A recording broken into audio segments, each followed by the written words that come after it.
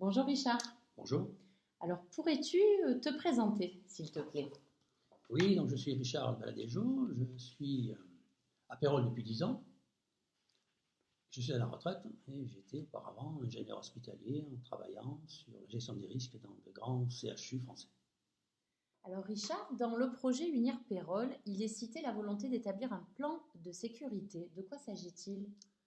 Et il s'agit d'un plan, normalement, que chaque grande entreprise ou chaque collectivité locale ou territoriale doit mettre en place pour s'assurer que dans le temps, les objectifs de la ville seront tenus, que les risques, soit majeurs, soit du quotidien, ne viennent pas perturber la vie des habitants et ne viennent pas, évidemment, toucher le patrimoine municipal. Donc c'est la volonté exprimée par la municipalité de défendre les Péroliens dans leur santé, dans leur vie locale et leur apporter l'assurance que dans l'avenir, la plupart des risques qui pourraient les toucher ont été traités. Oui, de plus, ces dernières années, avec les différentes inondations, plans canicules, dernièrement Covid, on s'aperçoit qu'une ville ne peut pas toute seule faire face à un risque majeur qui puisse mettre en péril et les habitants et les biens de la commune, d'où l'importance d'être informé, d'être également formé et d'avoir une réponse organisationnelle très importante et très suivie. On ne peut plus faire comme avant. Richard, pour mettre en place ce plan de sécurité communale, de quelle force dispose-t-on à Pérol? Alors la première force, bien sûr, c'est la force de l'équipe municipale. Il faut une énergie, il faut une volonté. S'il y a une impulsion, on va pouvoir avoir un plan qui se décline et qui obtiendra des résultats. C'est d'abord l'équipe municipale. Deuxième point, il s'agit de tous les personnels communaux, les personnels de la police municipale, les différents responsables d'établissements scolaires, des maisons de retraite. Oui, seront sollicités tout particulièrement les personnels de santé, les personnels de secours, formation de secourisme, etc., et à domicile, et également tout ce qui est association de commerçants. Je n'oublie pas également les conseils de quartier. En effet, nous mettrons en place des référents de quartier qui vont être des relais très importants dans la mise en place d'un plan communal de sécurité. Également, la réserve de sécurité civile, qui est une réserve demandée par la loi de 2004, qui devrait, paraît-il, être mise en place prochainement au sein de la municipalité. Et cette réserve communale peut être très utile, aussi bien au niveau préventif que correctif, à condition qu'elle soit bien encadrée et qu'elle ait bien évidemment des thèmes sur lesquels elle puisse apporter certaines compétences. De réserve communale? Oui, c'est un exemple qui est très lointain me concernant, mais il se trouve que j'ai mis en place ce type de structure dans les années 70, dans une ville importante de la Moselle, qui a bien évidemment été sollicitée souvent dans le cadre de risques majeurs et de risques quotidiens sur cette ville-là, et qui a la chance de continuer à perdurer depuis bientôt 40 ans.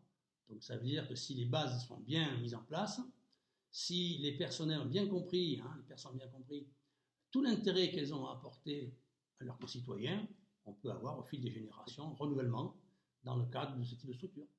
Alors nous avons également des groupes tels les voisins vigilants qui peuvent apporter par leur observation, par la vigilance qu'ils ont au quotidien, nous apporter beaucoup et collaborer aussi bien avec les services municipaux, les services de police, etc., à ce que la quiétude soit revenue dans certaines zones. Donc je pense que la synergie des compétences entre les différents groupes que je viens de citer pourrait être à même d'amener à Pérols une situation beaucoup plus apaisée, sécurisante, sachant qu'on doit impérativement passer par les différents groupes que je viens de citer. En effet, la sécurité, affaire de tous, c'est d'abord l'affaire de quelques-uns. Alors Richard, quels sont les bénéfices pour les Péroliens avec la mise en place de cette démarche? Bien d'accord, le premier bénéfice, c'est une meilleure connaissance des risques qui peuvent perturber les Péroliens. Bien connaître les risques voisins, les risques parfois plus lointains, mais au moins en avoir conscience. Ensuite, une information régulière des citoyens. Le citoyen, si on veut qu'il devienne citoyen acteur, doit être informé, voire formé.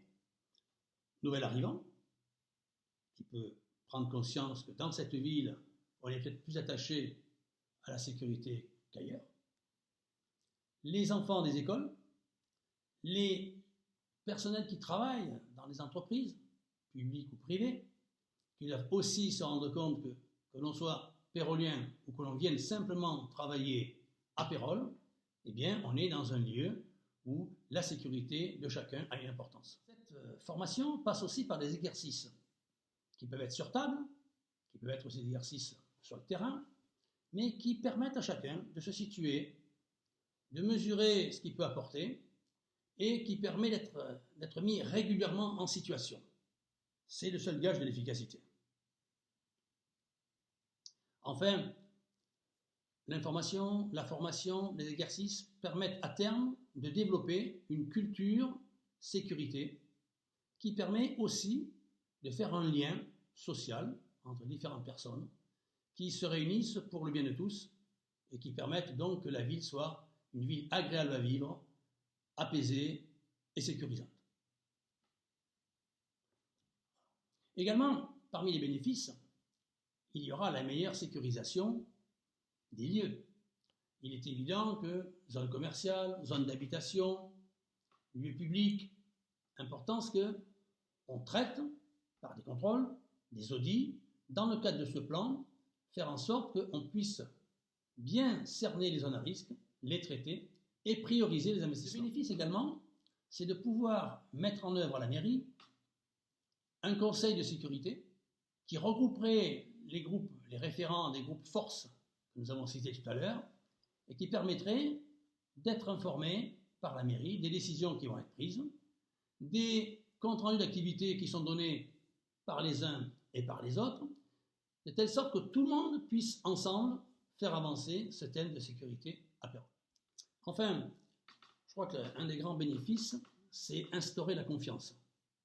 Que chacun sache qu'autour de lui, il y a la possibilité d'un relais, être aidé, être informé, participer.